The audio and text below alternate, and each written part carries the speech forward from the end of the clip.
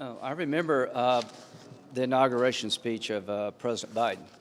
He wanted to change the culture in Washington. He wanted to bring us together.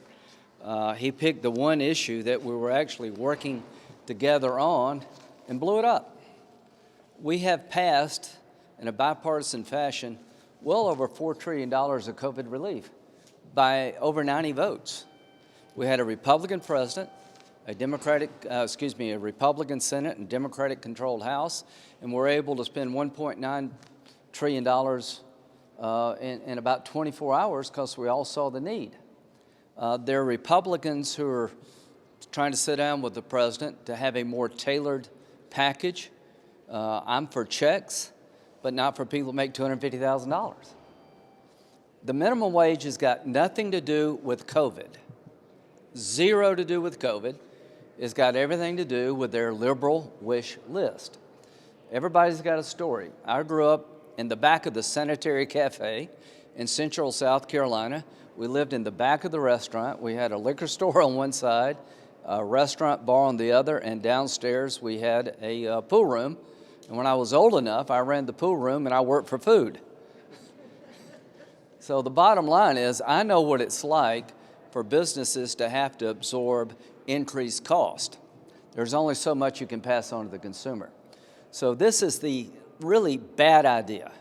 I don't mind looking at increasing the minimum wage in a responsible way. I just met with the Waffle House today. If you don't know who the Waffle House is, you're not in touch with America. So the Waffle House is where the rubber meets the road in terms of affordable good food and people working hard and living off tips. So they got a plan I'm going to talk to Joe Manchin about how to increase the minimum wage, index it to inflation, that will be easier for business and get us to where we want to go.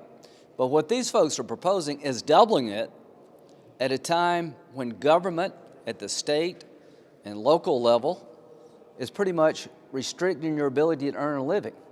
You want a 1-2 punch for small business? This is it. How many small businesses in the hospitality industry are less than full capacity?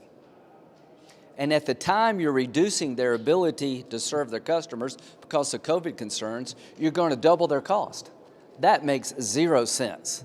So to the American people, we told you, if they got in charge of everything, watch out. It was worse than I thought. So I'm hoping the parliamentarian will see a doubling of the minimum wage is a major policy decision inconsistent with reconciliation.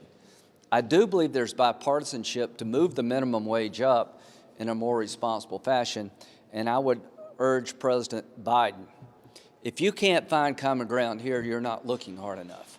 Because all of us have voted for very large sums of money to help the country get back on its feet with the COVID relief package. The bill, Mr. President, that you're pushing has got more to do with the liberal wish list than getting us back in business due to the COVID package and helping people with the vaccines.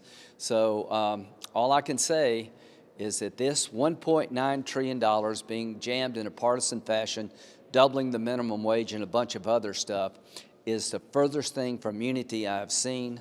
And what's so sad, this is the one area we're all working well together, and now that has been destroyed. So I would urge President Biden to reconsider, sit down with Republicans, and find a better way forward.